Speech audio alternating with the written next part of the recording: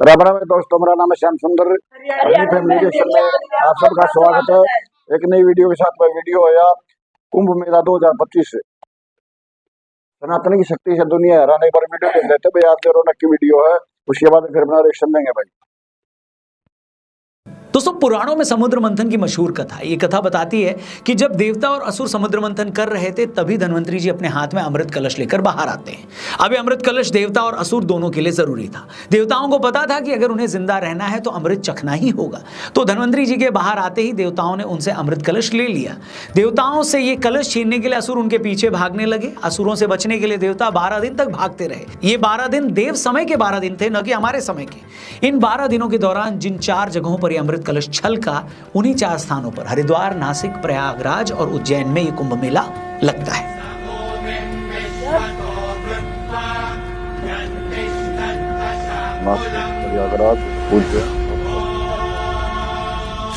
हम सब कितने लकी हैं कि इस बार जो कुंभ मेला लग रहा है वो 12 कुंभ मेले के बाद लगने वाला महाकुंभ मेला है। मतलब ऐसा महाकुंभ जो 144 साल बाद लग रहा है, और अगला महाकुंभ मेला आज से 144 साल बाद यानी 2169 में आएगा। अब आप ये दिन देख रहे हैं तो सोचिए, हमसे और आपसे ज्यादा भाग्यशाली और कौन होगा। और ये कहने में कोई हर्ज नहीं है कि जितना ये दुर्लभ संयोग है, इस बार महाकुंभ मेले का आयोजन उतना ही भव्य है। इस मौके पर प्रयागराज का जो नजारा है, उसकी चर्चा पूरी दुनिया में हो रही है। प्रयागराज में इस वक्त जो हो रहा है वो इतना विशाल, इतना यूनिक है कि इसे मानव इतिहास का सबसे बड़ा आयोजन बताया जा रहा है। अभी मकर संक्रांति के दिन हुए पहले स्नान में 3.5 करोड़ लोगों ने डुबकी लगाई। मतलब इस दिन प्रयागराज शहर में इतने लोग थे जितना दुनिया के अरबों सालों के इतिहास में किसी एक शहर में एक मौके पर नहीं थे। मतलब जितनी ऑस्ट्रेलिया की कुल आबादी है, उतने लोगों ने तो एक साथ मकर संक्रांति पर स्नान कर डाला। क्या आप भी ये बताने की जरूरत है कि ये आयोजन कितना बड़ा और कितना भव्य है? वेल, इस महाकुंभ में क्या स्पेशल है और क्यों यहाँ जाना जरूरी है, इसके ऊपर एक स्पेशल पॉडकास्ट हमने ऑथर शांतनु गुप्ता के साथ किया है। हमारे टीआरपी चैनल पर वो है, लिंक डिस्क्रिप्शन में दिया है। जरूर इस पॉडकास्ट को देखना। अगर आप फ्री में कुंभ में रहना और खाना और घूमना चाहते हैं तो ये पॉडकास्ट आपकी हेल्प करेगा। आगे बढ़ते हैं दोस्तों। 45 दिन तक चलने वाले इस महाकुंभ के लिए सरकार ने 7,500 करोड़ रुपए खर्च किए। इस दौरान यहां बंदोबस्त ऐसा है कि यूएस से लेकर रशिया और ब्रिटेन से लेकर जापान और अरब देशों की आंखें फटी की फटी रह गई हैं। उन्हें समझ नहीं आ रहा है कि एक छोटा सा शहर करोड़ों लोगों के लिए ऐसी व्यवस्था कैसे कर सकता है। मतलब जिस भारत देश को कई लोग पिछड़ा मानते थे, उस भारत ने अपने एक शहर में ऐसी व्यवस्था कर दी है जो किसी शहर में ओलंपिक करवाने से बहुत ज्यादा बड़ी है। और पाकिस्तान में तो इस कुंभ को लेकर इतना क्रेज है कि पूछो ही मत। पूरी दुनिया में कुंभ को लेकर सबसे ज्यादा सर्च गूगल पे, इंटरनेट पे अभी पाकिस्तान में ही हो रहा है। पता नहीं ये लोग हैरान हो रहे हैं या सनातन की ऐसी ताकत देखकर घबरा गए, मेरे को नहीं मालूम। बाकी इस बार के महाकुंभ मेले में स्केल का आप इसी से अंदाजा लगाइए कि जिस जगह टेंट सिटी बनाई गई है, सिर्फ उसकी सिक्योरिटी के लिए 50,000 पुलिस वाले लगे। इस टेंट सिटी में 1.5 लाख टेंट लगे हैं, जिनमें टॉयलेट की भी व्यवस्था है। मेले वाली जगह में 4.5 लाख बिजली के कनेक्शन दिए गए हैं। ये इतनी बिजली है कि एक शहर में 1 लाख अपार्टमेंट को पूरे 1 महीने तक मुफ्त बिजली मिल सकती है। मेले के लिए 40 वर्ग किलोमीटर की टेंट सिटी में 11 हॉस्पिटल बनाए हैं, मोबाइल टावर लगे हैं, 3000 रसोई हैं, सड़कें हैं। मतलब एक शहर में जो कुछ होना चाहिए वो सब कुछ यहां पर है।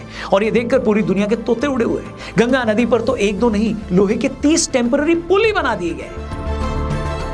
इस बीच रात के टाइम रोशनी से नहाया ये शहर इतना सुंदर लग रहा है मानो आप सच में देवलोक में आ गए हो। सच कहूं तो प्रयागराज में होने का एहसास ऐसा है कि जिसे सिर्फ वहां पहुंचकर ही महसूस किया जा सकता है।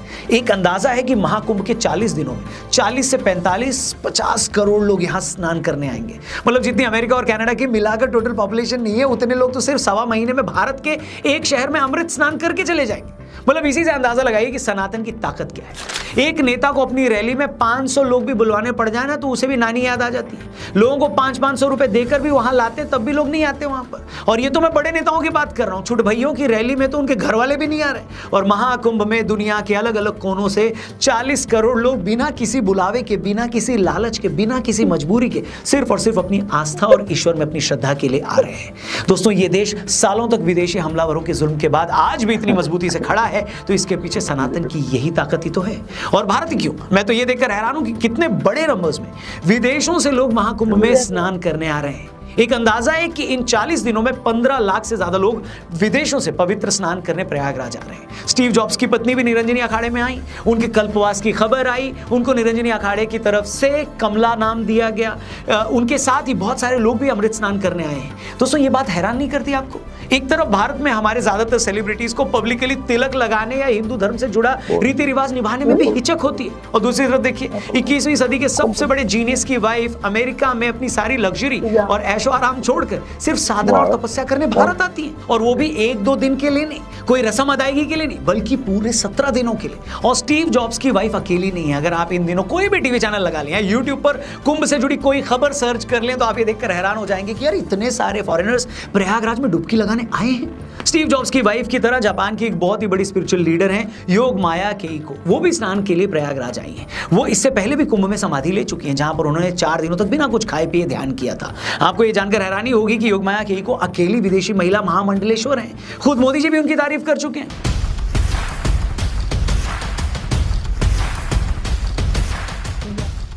मगर महाकुंभ के इस पूरे माहौल के बीच सबसे ज्यादा ध्यान अगर कोई खींच रहा है तो वो है नागा साधु। कहने में कोई हर्ज नहीं है कि नागा साधु आज भी इस देश में करोड़ों लोगों के लिए एक मिस्ट्री है। लोगों को नहीं पता कि ये लोग सिर्फ कुंभ के टाइम में क्यों दिखते हैं। लोगों को ये नहीं पता कि ये लोग कुंभ से पहले कहाँ होते हैं और फिर कुंभ के बाद कहाँ चले जाते हैं। तो आइए आपको नागा साधुओं से जुड़ा एक एक फैक्ट भी यहाँ बता देते हैं। दोस्तों, नागा साधु शब्द कैसे बना, इसे लेकर 2-3 मान्यताएं हैं। पहली मान्यता तो यह है कि नागा शब्द का संस्कृत में मतलब होता है पहाड़ या पहाड़ जैसा तना हुआ।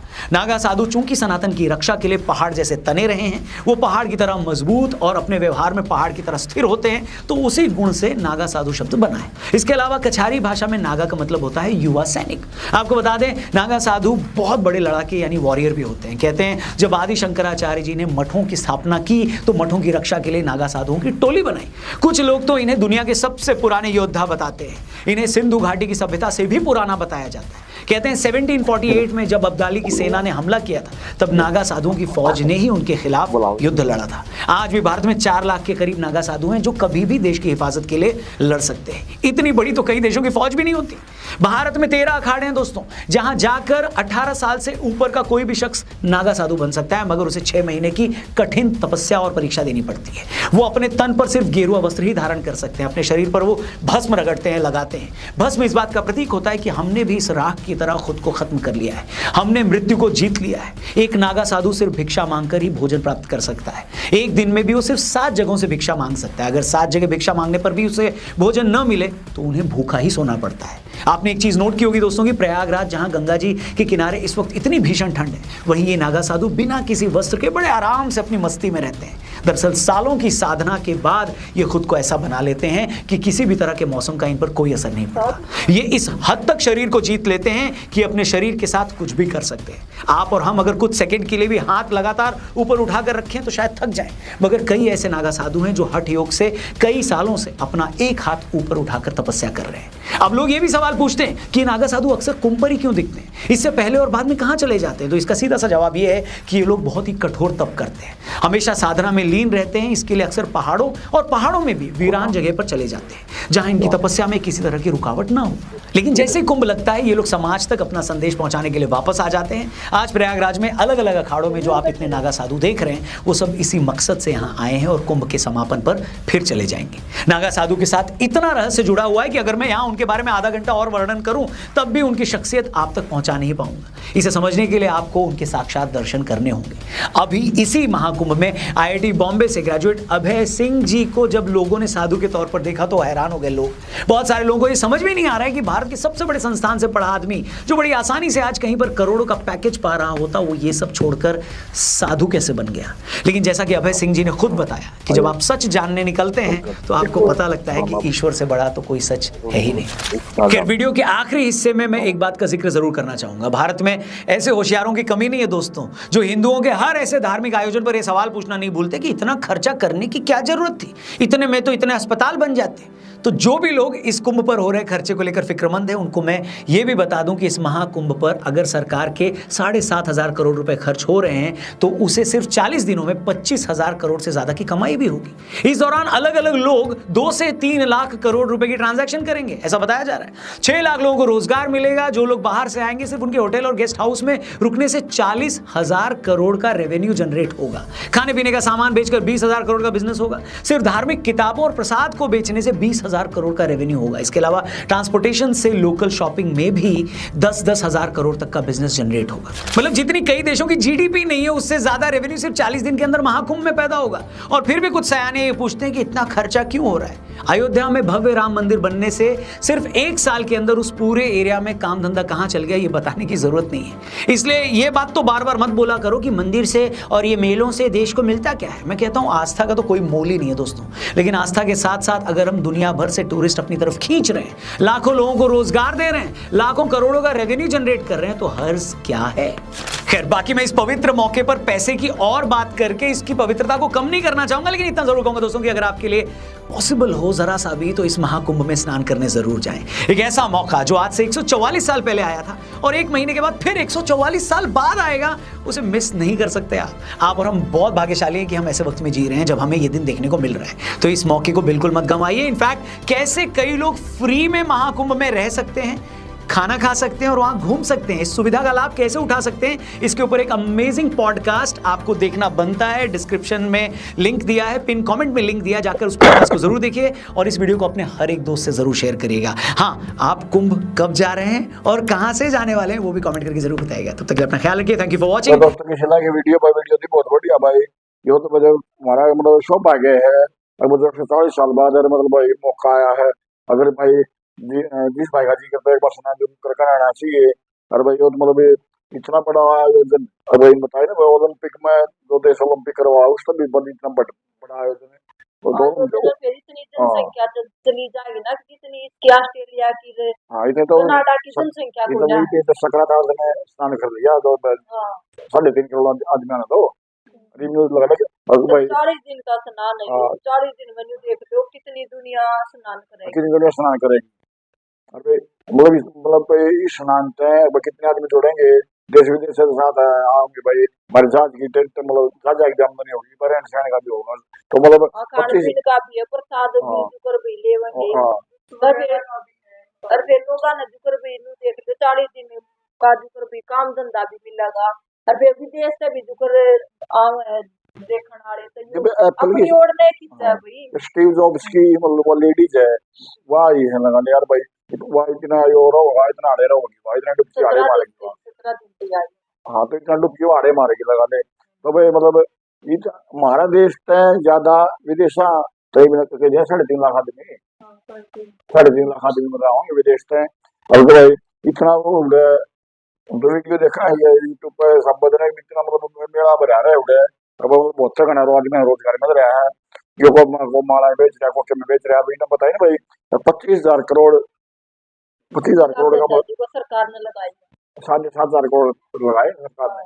25,000 करोड़ की आमदनी गाँव में लगा रहे हैं और 25,000 करोड़ तक टपेगा कम से कम भी मतलब 50,000 करोड़ का भाई इतना मतलब रेवेन्यू आए जाएगा। शुक्र भैया तो पवित्र है क्योंकि मेरा ये जो था श्रद्धा था 4 जगह जो जल वो आया था, गंगा जल था जो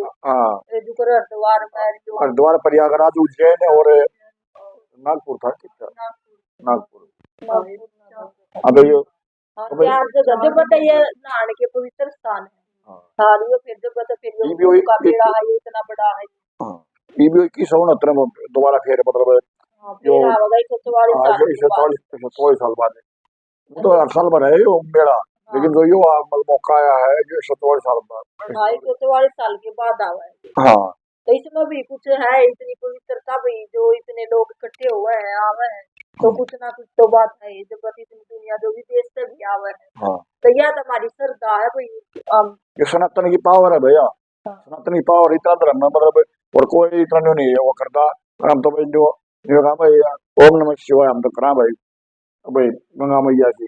तो दोस्तों किसी लगी वीडियो भाई वीडियो को लाइक करना, शेयर करना और कमेंट करके जरूर बताना वीडियो कैसी लगी। जिसने अभी तक हमारे चैनल को सब्सक्राइब नहीं किया है वो भी जल्दी जाके सब्सक्राइब कर लो। ओरिजिनल वीडियो का लिंक मिल जाएगा डिस्क्रिप्शन में। मिलते हैं नेक्स्ट वीडियो में, तब तक के लिए बाय बाय।